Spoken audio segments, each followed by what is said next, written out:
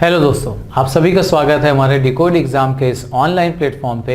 मेरा नाम है पीयूष सिंह और मैं आपसे डिस्कशन कर रहा हूँ यहाँ पर हमारी पारिभाषिक शब्दावली। 3 टॉपिक्स इसके हम लोगों ने ऑलरेडी डिस्कस कर लिए हैं। आज हम लोग यहाँ पर डिस्कस करेंगे प्रशासनिक और वाणिज्यिक शब्दावली के चौथे पार्ट को, ठीक है ना। बट अगेन याद दिला दूं, हम लोगों ने जो पिछला टॉपिक स्टार्ट किया था, जो थर्ड वाला पार्ट इसका हमने पढ़ा था, वो जब पार्ट हमारा खत्म हुआ था तो मैंने आपको 10 वर्ड्स दिए थे। 5 वर्ड्स इंग्लिश के हिंदी ढूंढने के लिए और 5 वर्ड्स हिंदी के थे जिनकी आपको इंग्लिश ढूंढनी थी।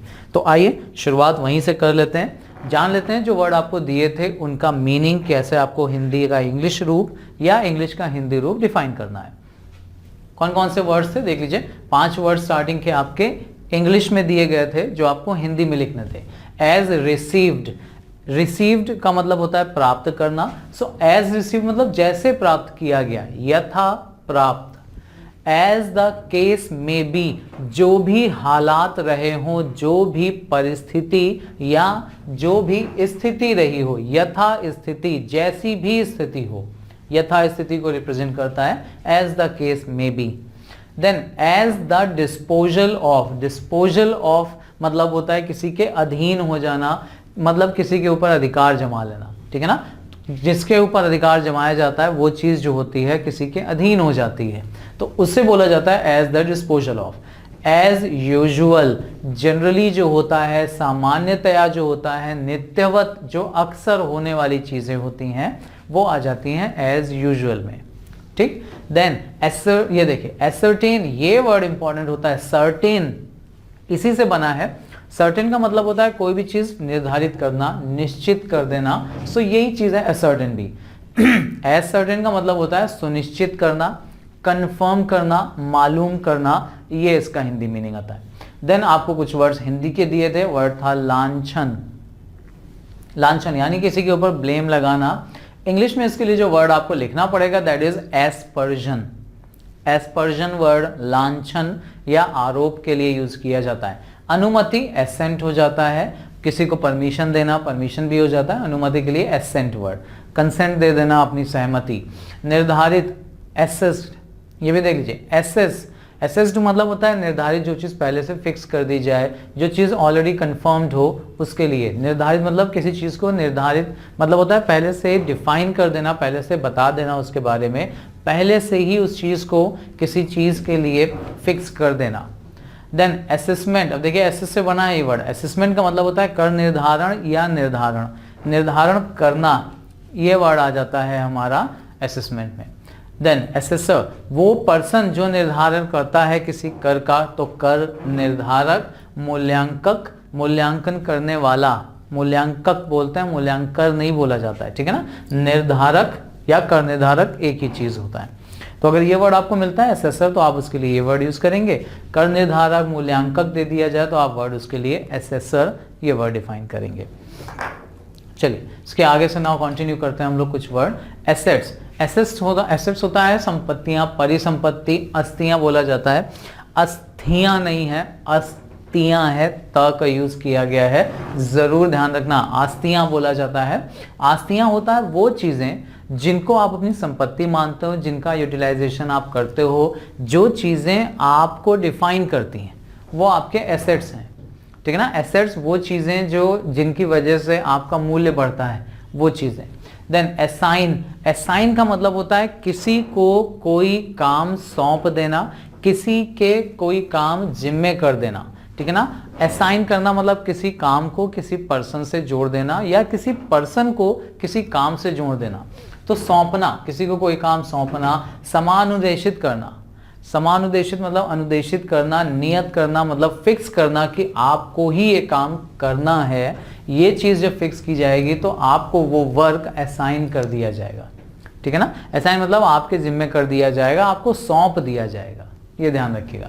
असाइनी, समुनिदेशित, ये देखिएगा। समुनदेशिती, वो पर्सन जिसको काम असाइन किया गया है वो ध्यान रखिएगा समुनदेशिती होता है।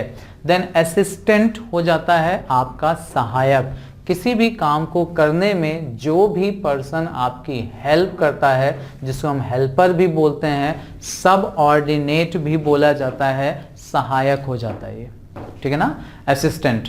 देन एसोसिएशन, संगठन या संघ को रिप्रेजेंट करता है। बहुत सारे लोग इकट्ठा होकर के जब मिलके कार्य करते हैं, संघ बनाते हैं, एसोसिएशन।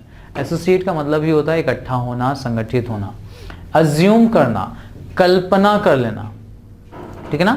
अज्यूम मतलब मान लेना, कोई भी चीज है या नहीं है वो तो अलग चीज हो गई, लेकिन आप पहले से मान लो ये चीज, वो हो जाएगी हमारी अज्यूम करना, कल्पना कर लेना या ग्रहण कर लेना। उस चीज को ही आप उसको अपने भरोसे में ले लेते हो कि बस मेरे हिसाब से मुझे लगता है यही होगा, तो आप उसी के अकॉर्डिंग व्यवहार करना शुरू कर देते हैं। ये कहलाता है हमारा अज्यूम करना।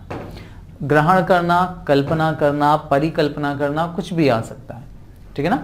Assumption of charge, assumption of charge का मतलब होता है यहाँ पर भार ग्रहण, ठीक है ना। अजम्पशन ऑफ चार्ज, भार ग्रहण, याद रखिएगा, भार का वेट से लेना देना नहीं यहाँ पे, ठीक है ना। ये अतिरिक्त भार मतलब होता है जो अतिरिक्त पैसा होता है ना, उसके लिए भार का वर्ड यूज किया था, ये वेट वाला ही भार नहीं होता, ठीक है ना। तो अजम्पशन ऑफ चार्ज, जैसे होता है ना सर चार्ज लगा देते हैं आप, अतिरिक्त देय लगा देते हैं, देय मतलब जो चीजें चुकानी है आपको, इसके लिए भी भार आता है, अतिरिक्त भार, ठीक। अश्योर करना, किसी को आश्वस्त करना, किसी को श्योरिटी दिलाना, किसी को, अब जब आप श्योरिटी दिलाते हो ना कि आप निश्चिंत रहिए यही सही होगा, तब आप किसी को भरोसा जो दिलाते हैं वो होता है अश्योर करना, ठीक है ना। अश्योर और इंश्योर दोनों वर्ड अलग अलग रखना। इंश्योर का मतलब होता है किसी चीज को सुरक्षित करना, ठीक है ना, किसी का बीमा कराना, ठीक है ना। लेकिन जो अश्योर मतलब होता है, इसका मतलब होता है किसी को आश्वस्त करना, भरोसा दिलाना, यकीन दिलाना, ये मीनिंग होता है आश्वस्त करने का, assure. Next word is at par, सम मूल्य पर, समान मूल्य पर, किसी चीज की वैल्यू जितनी है उतने ही मूल्य पर जब आप कोई बात करते हैं, सम मूल्य पर, तब आ जाता है एट पार, ठीक। एट प्रीमियम, अब देखिए यहाँ पे समान मूल्य था, यहां पर क्या लिखा हुआ है, बढ़े मूल्य पर, अधिमूल्य पर, प्रीमियम पर, ठीक। बढ़े हुए मूल्य पे अगर मिलती है आपको कोई चीज का दाम बढ़ जाता है तो वो आ जाती है एट प्रीमियम। समान रेट पर मिल जाए, समान दर पर मिल जाए तो एट पार, ठीक। दोनों वर्ड्स देखिए, याद रखना आसान है, एट पार, एट प्रीमियम, एक जैसा है। नेक्स्ट वर्ड की बात करते हैं। अगेन कुछ फ्रेजेस आएंगे यहाँ पर, ध्यान रखिएगा। At the discretion of, discretion के अकॉर्डिंग मतलब के विवेकानुसार, अपने विवेक के अकॉर्डिंग, अपने हिसाब से, मन की बात समझ के चीज़ों को नाप तौल कर जब आप कोई चीज़ देखते हैं, एट द डिस्क्रिशन ऑफ, के विवेक अनुसार, ठीक है ना, समझ के अनुसार। एटम, एटम परमाणु के लिए यूज होता है, आपने पढ़ा होगा, एटम है, मॉलिक्यूल है, चीजें आपने पढ़ी होंगी। देन अटैच्ड, अटैच्ड का मतलब होता है जोड़ना, संलग्न करना या संबद्ध करना। संबद्ध करना मतलब किसी को किसी के साथ जोड़ देना, संलग्न का मतलब भी यही होता है, किसी के साथ अटैच करना मतलब जोड़ देना। देन अटैची, सहचारी, सहचारी मतलब साथ में रहने वाला। अटैची, जिस चीज को अटैच कर दिया गया, जो चीज किसी के साथ ही रहेगी, वो सहचारी होता है। सह मतलब साथ में, चारी मतलब साथ में रहने वाला। देन अटैचमेंट, देखिए अगेन अटैचमेंट अटैच से ही जुड़ा है, लेकिन मीनिंग जो इसका दिया गया है वो है कुर्की करना या फिर अभिग्रहण। अभिग्रहण, किसी चीज के ऊपर अधिकार ग्रहण करना, उसको कुर्की करना, अटैचमेंट ये हो जाता है। अटैचमेंट ऑफ अर्निंग्स, अर्निंग्स का मतलब होता है कमाई, जितनी भी आपकी अर्निंग है, जो आप कमाई करते हो, उसका अटैचमेंट कर देना मतलब उसकी कुर्की कर देना। कुर्की मतलब बेच देना, ठीक है ना, ये भी ध्यान रखिएगा। आपने बैंक से लोन लिया किसी कार को लेने के लिए, ठीक है ना, आपने बैंक से लोन लेकर के कार खरीद ली, लेकिन जब आप बैंक का लोन नहीं चुका पाएंगे तो कार को बेचकर बैंक अपने पैसे निकालता है आपसे। तो इसी तरह से संपत्ति का भी होता है, कमाई का भी होता है, कुर्की कर देना मतलब पैसे निकालना अपना। अटेंशन इज ड्रॉन, अटेंशन का मतलब होता है ध्यान, ड्रॉ करना मतलब किसी का ध्यान खींचना। तो अगेन अटेंशन इज ड्रॉन या अटेंशन इज इनवाइटेड, दोनों फ्रेजेस का मतलब बिल्कुल एक जैसा ही है। ध्यान आकर्षित किया जाता है, ध्यान आकर्षित करना है या किया गया है, ये मीनिंग इसका निकलेगा। देन ये देख लीजिए अटेस्टेशन, अटेस्टेशन का मतलब होता है साक्ष्यांकन।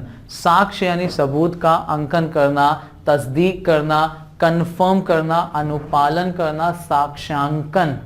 एक जैसे वर्ड ऑफ कोर्स यहाँ पर आ गया, ध्यान रखना। साक्ष्यांकन, तस्दीक करना मतलब किसी चीज को कंफर्म करना, जो सबूत मिल रहे हैं उनका अंकन करना, उनके ऊपर ध्यान देना, उनको फॉलो करना, उनके अकॉर्डिंग चीजों को डिसाइड करना, ये आ जाता है हमारा एटेस्टेशन। ठीक, नेक्स्ट वर्ड इज एटीट्यूड या मेंटेलिटी।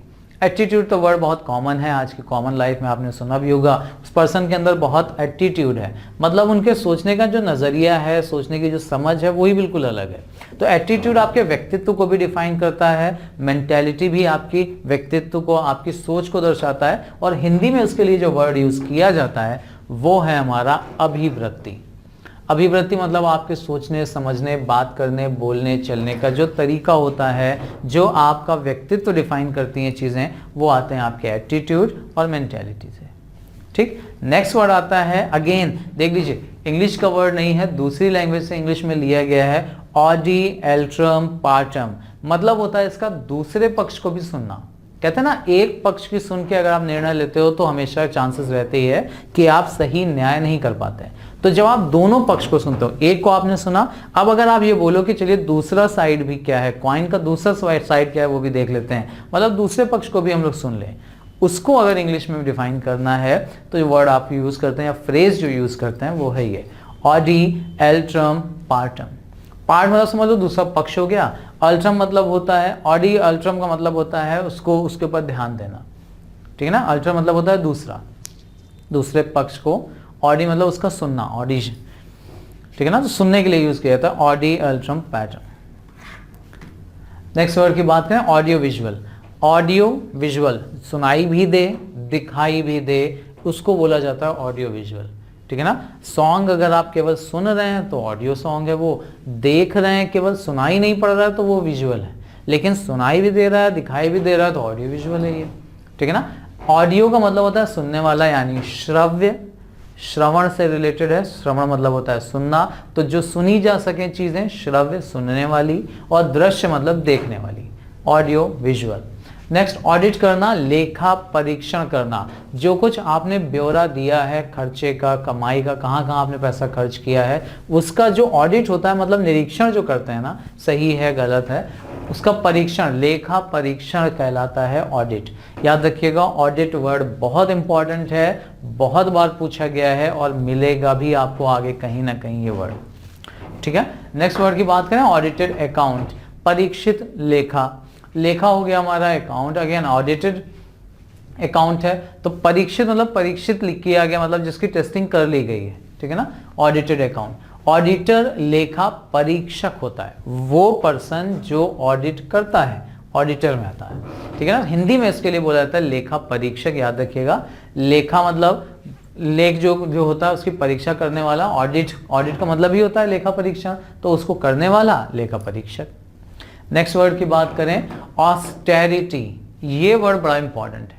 ऑस्टेरिटी वो पर्सन होता है, देखिए मितोपभोग या सादगी, वो पर्सन जो बहुत कठिनाइयों में अपनी जिंदगी जी रहा है, मतलब भोग विलास से दूर है, सादा बिल्कुल जीवन जी रहा है, कठिनाइयों भरा जीवन जी रहा है, जिसकी लाइफ में बहुत ज्यादा सुख सुविधाएं ना हो, कम खर्च में जो जी रहा है। मित वर्ड रिप्रेजेंट करता है कम खर्च को। ठीक है ना, तो जो कम खर्चे में जी रहा है जिंदगी अपनी, उसके लिए वर्ड यूज किया जाता है ऑस्टेरिटी। साधु संत जो हमारे एक्चुअल में हैं उनके लिए जनरली आ जाता है ऑस्टेरिटी, मतलब होता है सादा, बोला जाता है ना सादा जीवन उच्च विचार, तो वो सादा जीवन जो होता है उसके लिए यूज किया जाता है ऑस्टेरिटी। बहुत ज्यादा सुख सुविधाओं से जो दूर हो, नहीं चाहिए जिसको, उसके लिए ऑस्टेरिटी। ऑथेंटिक, ऑथेंटिक मतलब होता है प्रमाणिक।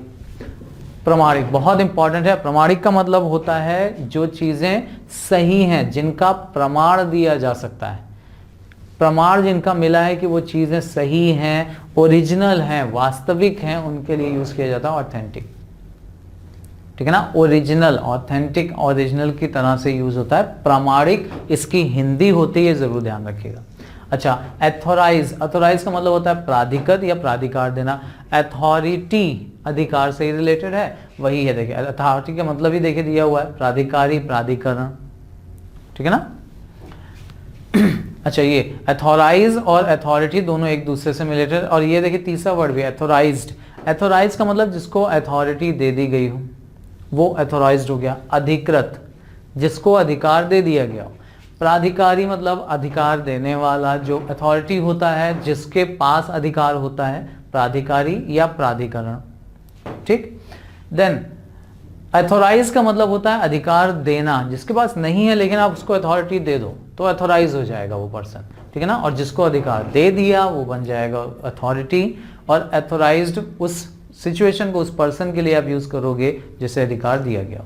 अच्छा, ऑटोक्रेसी, ये देखिए ऑटो मतलब होता है खुद का और क्रेसी मतलब रिप्रेजेंट करता है शासन को। तो ऑटोक्रेसी मतलब होता है अपना खुद का शासन।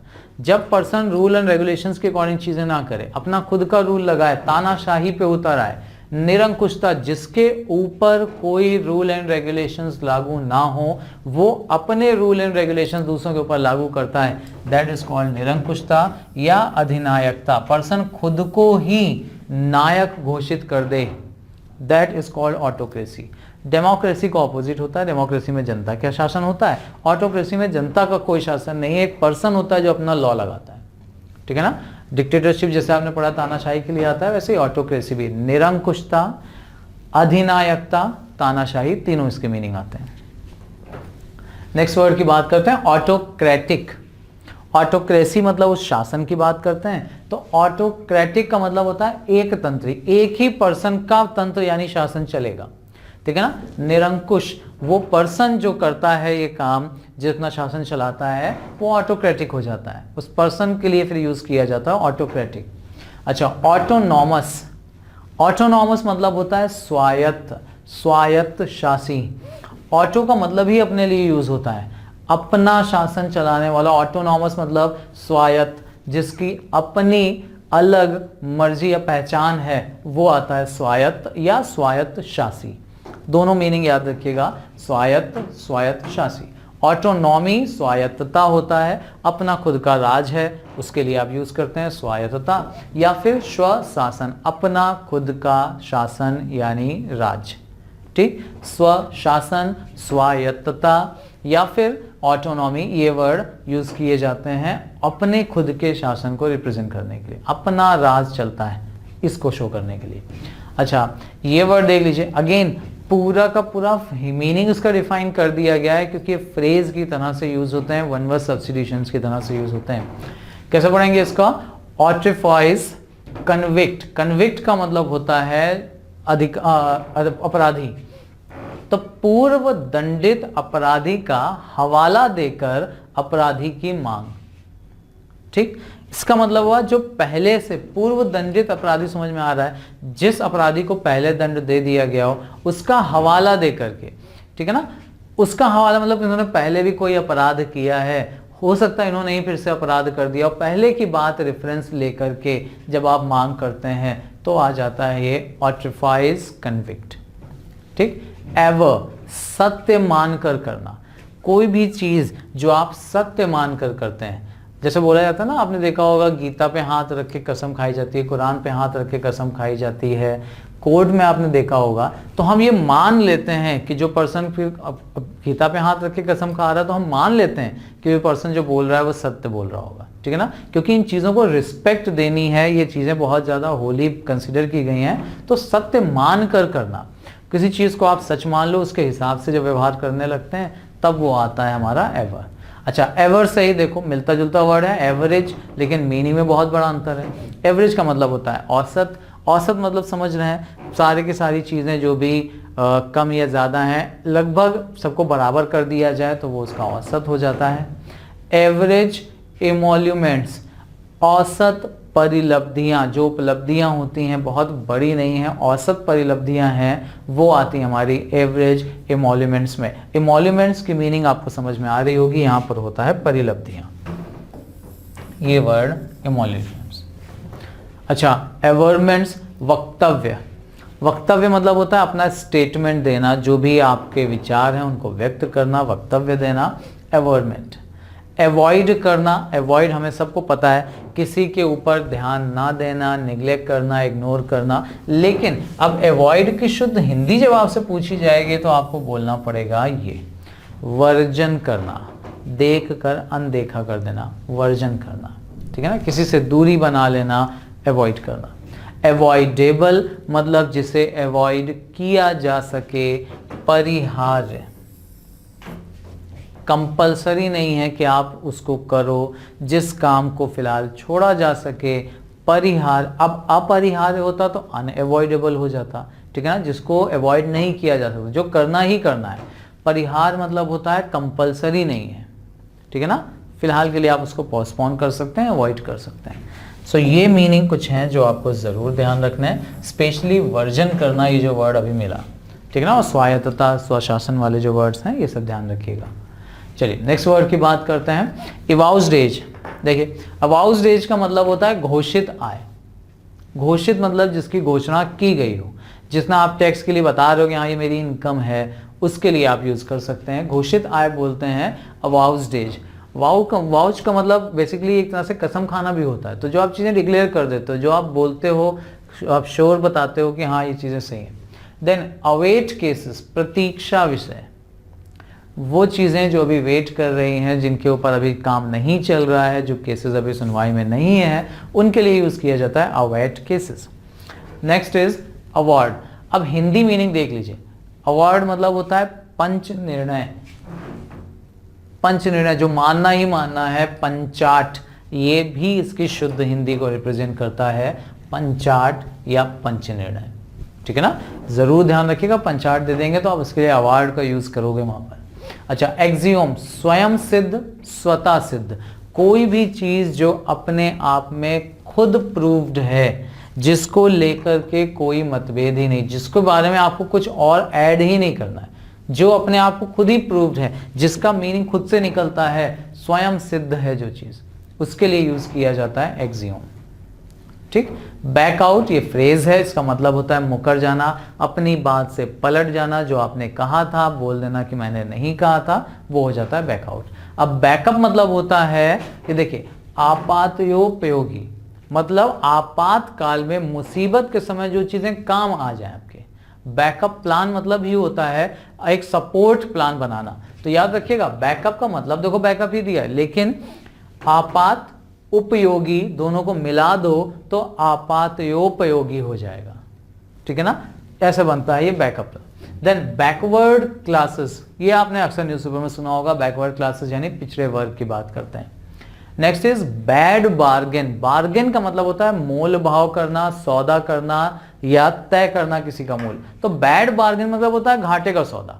आपने बार्गेन किया लेकिन आपका बैड बार्गेन हुआ, मतलब आपको नुकसान ही हुआ, घाटे का सौदा करा, ठीक है ना। अब बैड कंडक्ट आ गया। बैड मतलब बुरे को रिप्रेजेंट करता है, कंडक्ट मतलब होता है आचरण करना। सो बैड कंडक्ट है यानी दुराचरण हो गया, ठीक है ना, दुराचरण। मिसकंडक्ट, कदाचरण हमने पढ़ा था, याद रखिएगा। बैड डेट, डेट का मतलब होता है, अभी बताया था, कर्ज होता है, या ऑफ कोर्स इसका प्रोनाउंसिएशन भी डिस्कस किया था आपसे, दैट इज डेट, ठीक है ना, बी साइलेंट पढ़ते हैं यहाँ पे। सो डेट का मतलब होता है कर्ज। अब बैड डेट मतलब आपने कर्ज दिया लेकिन वो आपको मिला ही नहीं, आपका वापस ही पैसा नहीं है, यानी आपकी रकम डूब गई। सो डूबी हुई रकम के लिए यूज किया जाता है बैड डेट, ठीक। चलिए नेक्स्ट पेयर की बात करें। बेल मतलब होता है जमानत, ठीक है ना। देन अच्छा ये वर्ड ध्यान रखो, बेलिफ, इसका मीनिंग होता है बेलिफ। ब्रैकेट में साथ में मैंने एक वर्ड आपको और दिया है, अमीन। ये पर्सन कौन होता है? एक्चुअली अमीन एक ऑफिसर होता है जो कोर्ट का ऑफिसर होता है और कोर्ट की हेल्प करता है किसी केसेस को सॉल्व करने में। तो याद रखिएगा अमीन, बेलिफ का मीनिंग भी देखो बेलिफ ही दिया हुआ है, आप एज इट इज लिख भी सकते हो, अमीन भी वर्ड आप लिख सकते हो, लेकिन अगर डिफाइन करने की बात करें तो ये कोर्ट का ऑफिसर होता है, पुलिस ऑफिसर नहीं, कोर्ट की तरफ से अपॉइंट किया हुआ ऑफिसर, ठीक है ना।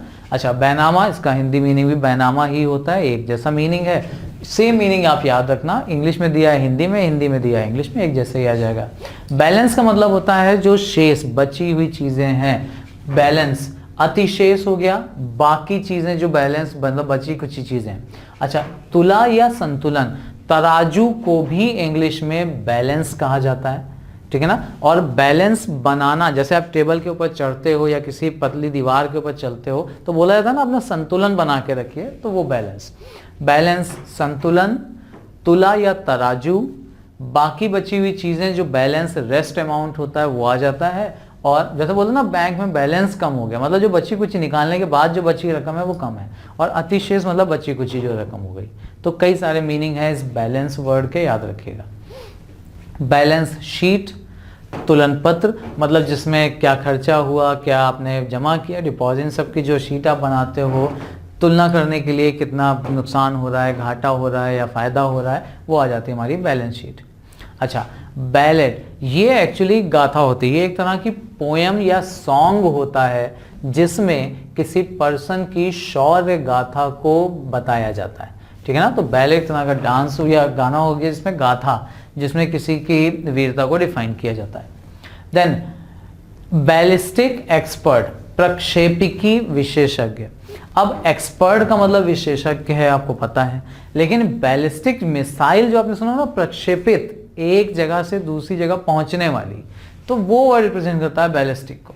तो बैलिस्टिक का मतलब होता है प्रक्षेपिकी, एक जगह से दूसरी जगह तक पहुंचने वाली चीजें, प्रक्षेपिकी, प्रक्षेप, एक से दूसरी जगह। बैन करना, किसी पर प्रतिबंध लगाना, रुकावट डालना, जैसे बहुत सारे चाइनीज एप्लीकेशन बंद कर दिए गए, मतलब बैन कर दिए गए, तो रोक दिया गया उनको यूज करने से, प्रतिबंध लगा दिया गया, ये मीनिंग निकलता है बैन का।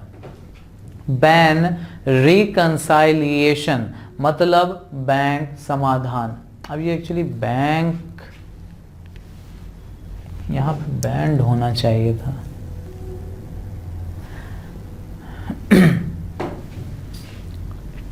चलिए, बैंड रिकंसाइलिएशन, मतलब कंसाइलिएशन वर्ड समाधान को रिप्रेजेंट करता है, ये वर्ड अलग से याद रखिएगा। रिकंसाइलिएशन मतलब होता है समाधान करना, किसी परेशानी का हल निकालना। एंड बैनिशमेंट, बैनिश मतलब होता है किसी पर्सन को देश से निकाल देना, ठीक है ना, बैनिश कर देना, देश निकाला दे देना। सो बैनिशमेंट इस प्रोसेस को बोला जाता है, मतलब निकलता है इसका देश निकाला। नेक्स्ट 10 वर्ड्स की बात करें, बैंक स्क्रॉल। स्क्रॉल देखिए लिटरली मीनिंग भी इसका बैंक स्क्रॉल ही दिया गया है। एक मीनिंग और याद रखना, पत्रक। स्क्रॉल पत्रक को भी रिप्रेजेंट करता है। स्क्रॉलिंग मतलब होता है नीचे की तरफ आना। स्क्रॉल जब अपने कंप्यूटर पे आप किसी लिस्ट में नीचे की तरफ जाते हैं तो आप स्क्रॉल करते हैं। लुढ़कना भी मीनिंग होता है, लेकिन बैंक स्क्रॉल जो दिया हुआ है याद रखना, बैंक का पत्रक। बैंकरप्ट, इंसॉल्वेंट जब डिस्कस किया था आपसे तभी ये वर्ड डिस्कस किया था। बैंकरप्ट का मतलब होता है दिवालिया, जो पर्सन अपने कर्ज का भुगतान नहीं कर सकता, जिसके पास इतने पैसे नहीं हैं कि वो अपने जो कर्ज लिया है उसको चुका सके, तो वो बैंकरप्ट हो जाता है। तो बैंकरप्सी, इंसॉल्वेंट, बैंकरप्ट दिवालिया को रिप्रेजेंट करता है। बैन्स ऑफ मैरिज, अब मैरिज पता है आपको विवाह होता है, लेकिन जब बैन्स ऑफ मैरिज लगा दिया जाता है तो गिरजा घर में विवाह की घोषणा। अगर कोई पर्सन अपनी शादी चर्च में जाके कर रहा है तो इसके लिए वर्ड यूज जो किया जाता है वो है बैन्स ऑफ मैरिज। ठीक, बैन्स ऑफ मैरिज कहीं लिखा हुआ मिले तो समझ जाना शादी की बात कर रहे हैं, लेकिन वो शादी होगी कहाँ पे, गिरजाघर में, चर्च में। नेक्स्ट इज बार। बार से बनता है बैरियर। बार मतलब होता है रुकावट डालना, कोई रॉड आगे लगा देना, रोक देना किसी काम को, किसी प्रोसेस में रुकावट डालना या रोकना।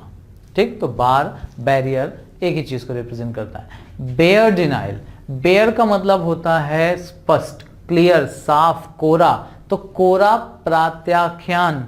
डिनाइल मतलब होता है मना करना, डिनाई से बना है। डिनाई मतलब होता है नामंजूर कर देना किसी चीज के लिए, मना कर देना, तो सिंपली साफ इनकार कर देना इसी चीज को। साफ इनकार, ये थोड़ा सा इनकार उर्दू का वर्ड आ जाता है। कोरा प्रत्याख्यान, प्रत्याख्यान मतलब अपने जो आपको बोला जा रहा है उसके ऑपोजिट बात करना, मना कर देना किसी काम के लिए। Then bear outline. आउटलाइन मतलब होता है रूपरेखा, बाहरी जो रूपरेखा आप बनाते हो, तो बेयर आउटलाइन है तो रूपरेखा मात्र। कोई भी चीज जिसका केवल बाहरी स्ट्रक्चर बताया गया है, बहुत ज़्यादा डिटेल्ड इंफॉर्मेशन नहीं दी गई है, वो आ जाती है हमारी बेयर आउटलाइन में। अच्छा, भारतीय ये वर्ड आता है फायदा, प्रॉफिट को रिप्रेजेंट करता है, ध्यान रखना वर्ड। बेस कॉइन, ये इंपॉर्टेंट है। अब बेस कॉइन कोई आधार वाला कॉइन नहीं है, बेस कॉइन उस सिक्के के लिए बोला जाता है जिसमें कोई खराबी है, जो चल नहीं रहा है, यानी खोटा सिक्का। बेस कॉइन बोला जाता है इसको इंग्लिश में। बेस ईयर आधार वर्ष, जिस ईयर को लेकर के, जैसे 2010 एक बेस बना दिया गया, उसके बाद आप पैदा हो या उसके पहले पैदा हो ये बताया जा रहा है अगर, तो याद रखिएगा जो डिफाइन कर दिया गया बेस की तरह, that is called our base year. Basics का मतलब ही है मूल, आधारभूत। मूल, आधारभूत, ये शुद्ध वर्ड याद रखिएगा बेसिक्स के लिए, ठीक। देन बेसिक चेंज, मौलिक परिवर्तन। हाँ, बेस का मतलब मौलिक, मूल भी होता है, तो बेसिक चेंज मतलब मौलिक परिवर्तन, और बेसिक इंटेलिजेंस का मतलब आधारिक आसूचना। आसूचना वर्ड रिप्रेजेंट कर रहा है यहाँ पे इंटेलिजेंस को। बेसिक है वो आधारिक या मौलिक, मौलिक आसूचना भी आप यहाँ पर लिख सकते हैं, गलत नहीं होगा। अच्छा, बेसिक पे मूल वेतन, मौलिक वेतन, ये हो गया। बास्टर्ड दिया गया यहाँ पे जारज संतान। अब ये जारज संतान क्या होता है? एक्चुअली ये एक तरह का अपशब्द है, बास्टर्ड वर्ड। अगर किसी पर्सन की जो जन्म हुआ है, किसी भी पर्सन का डेथ, उसके फादर, उसकी पर्सन के जो जन्म हुआ है, उसका बर्थ अपने फादर की डेथ के बाद होता है, that is actually called bastard. तो उसके लिए वर्ड जो हिंदी पूछ लेते हैं अगर, तो आपको याद रखना है ये है जारज संतान, उसको कहते हैं, ठीक। अच्छा, बैथोस ये होता है प्रतिचरम। चरम मतलब बिल्कुल सर्वोत्कृष्ट जो होता है, प्रतिचरम बैथोस को रिप्रेजेंट करता है। बैटरी, ये देख लीजिए, बैटरी एक वर्ड आपको पता है, बैटरी जो बैटरी ही होती है सेल की, जिसको हम लोग बोलते हैं। दूसरा गैर कानूनी हिंसा का कार्य, गैर कानूनी हिंसा का कार्य, हिंसक कार्य वो भी ऐसा हिंसक जो गैर कानूनी हो, जिसको कानून अलाउ नहीं करता। हालांकि कानून किसी भी तरह की हिंसा को अलाउ नहीं करता, लेकिन गैर कानूनी हिंसा का कार्य जब आपसे पूछा जाएगा तो आपको टिक करना है बैटरी। बयाना, बयाना पता ही है, किसी भी चीज़ के बारे में एडवांस जो होता है, प्रतिभूति जिसको बोला जाता है, बयाना जमा वो आ जाता है हमारा। ये देखिए बयाना, हिंदी में भी इसको बयाना लिखा गया। ये वर्ड याद रखना, प्रतिभूति, ये इंपॉर्टेंट है। बीट गार्ड, गार्ड का मतलब होता है गश्त लगाने वाला जो पर्सन होता है। अब बीट गार्ड के लिए बीट जो वर्ड यूज किया गया वो हो गया गार्ड, ठीक है ना। तो बीट गार्ड अगर वर्ड देंगे तो गश्ती गार्ड, ये आपको याद रखना है, ठीक। गश्त लगाने वाले पर्सन के लिए यूज होता है। बिफोर साइटेड, साइट का मतलब एग्जाम्पल देना, बिफोर मतलब पहले एग्जाम्पल दिया हुआ। तो पूर्व कथित, जिस बात को पहले बताया गया है, पूर्व कथित स्टेटमेंट के लिए आता है बिफोर साइटेड, ये पूर्व कथित। अच्छा, before the expiry of, expiry आपको पता है, मेडिसिन के लिए आपने यूज भी किया होगा एक्सपायरी वर्ड को। तो एक्सपायरी मतलब होता है समाप्ति, और उसके पहले यानी कि समाप्ति के पूर्व। कोई भी चीज जो एक्सपायर हो रही है उसके पहले की आप बात करोगे तो बिफोर एक्सपायर हो जाएगा या बिफोर द एक्सपायरी ऑफ हो जाएगा, ठीक। अच्छा, लास्ट 10 वर्ड्स देख लीजिए। बैक टू सबमिट, बेग मतलब होता है किसी से विनती करना, निवेदन करना, भीख मांगना भी, ठीक है ना। तो बेग टू सबमिट निवेदन है कि, मतलब आपसे रिक्वेस्ट की जा रही है, बेग किया जा रहा है। टू सबमिट मतलब किसी चीज के लिए कि आप इस बात को स्वीकार करो, मतलब आपसे निवेदन है कि आप हमारा ये काम कर दो, ठीक है ना। तो बेग टू सबमिट मतलब निवेदन है कि। अब देखना, ये बेगर नहीं लिखा है, ये बेगार लिखा है। बेगार मतलब होता है अगेन बेगार, जिसको जबरदस्ती आप जिससे कोई काम कराओ, इसको पैसे वगैरह नहीं मिलते हैं, फोर्सफुली जिसको काम करना पड़ता है वो आता है बेगार। मजबूरी में किसी से कोई काम कराते हैं, बेगार। बिहेवियरिज्म, बिहेवियर से बना है, बिहेवियर मतलब व्यवहार, बिहेवियरिज्म मतलब होता है व्यवहारवादी। वो पर्सन जो किस हालात में, परिस्थिति में कैसा व्यवहार होना चाहिए, इस चीज को स्पेशली ध्यान देता है। इस चीज उनके लिए बहुत ज्यादा इंपॉर्टेंट या मैटर करती हैं। तो याद रखिएगा, बिहेवियरिज्म मतलब होता है व्यवहारवादी। व्यवहार के अकॉर्डिंग अपनी किस सिचुएशन में कैसा व्यवहार होना चाहिए उसके अकॉर्डिंग, ठीक। देन बेल हॉप, हॉप का वैसे मतलब होता है कूदना, ठीक है ना। बेल हॉप का मतलब होता है सूचक, इंडिकेटर की तरह से यूज किया जाता है, ठीक है ना। वो चीजें जो इंडिकेट करती हैं किसी चीज की तरफ। अच्छा, बिलोंगिंग्स, बिलोंगिंग्स मतलब कौन सी चीज आपसे रिलेटेड है, किस चीज के ऊपर आपका अधिकार है, किस चीज के ऊपर आपका मालिकाना हक है, यानी मलकियत। ये किस चीज के ऊपर आपकी मिल्कियत है, किस चीज के ऊपर आपका अधिकार है, वो आती हैं आपके बिलोंगिंग्स।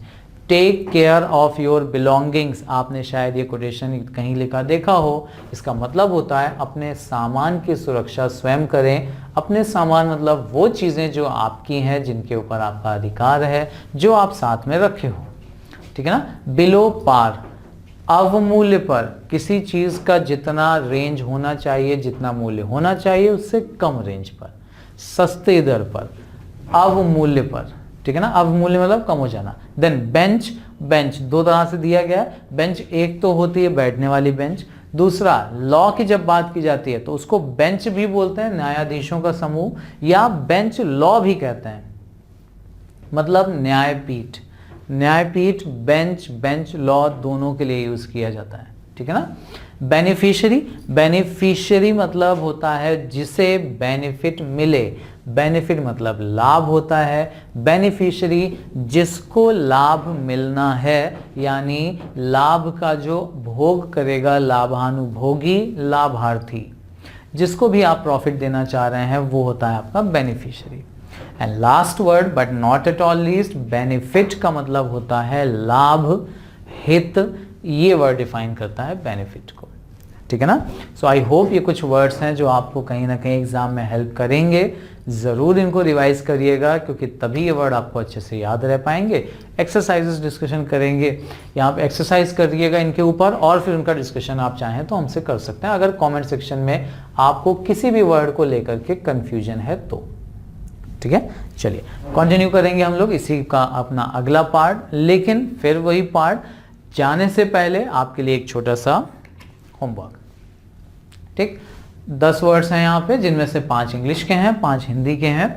इंग्लिश की आपको हिंदी देनी है, हिंदी की आपको इंग्लिश देनी है। डिस्कशन इसके ऊपर करेंगे हम लोग अपने अगले वीडियो में, ठीक है ना। देख लीजिए वर्ड्स कौन कौन से हैं। Benefit of doubt, benevolent fund, then bequeath, bequest, best course. Then ये 5 हिंदी के वर्ड्स हैं। पशुगमन, पेय, पूर्वाग्रह या पक्षपात, ये तो आसान है, गेस कर लोगे आप। संदर्भ, ग्रंथ, सूची, और बोली लगाना, किसी भी चीज के लिए बोली लगाना, ये वर्ड्स हैं आपके लिए होमवर्क, ठीक है ना। ले सकते हैं आप स्क्रीनशॉट, ढूंढिएगा इन वर्ड्स को, डिस्कशन करेंगे हम लोग इनके ऊपर अपने अगले वीडियो में। तब तक के लिए प्रैक्टिस करते रहिए। Thank you very much.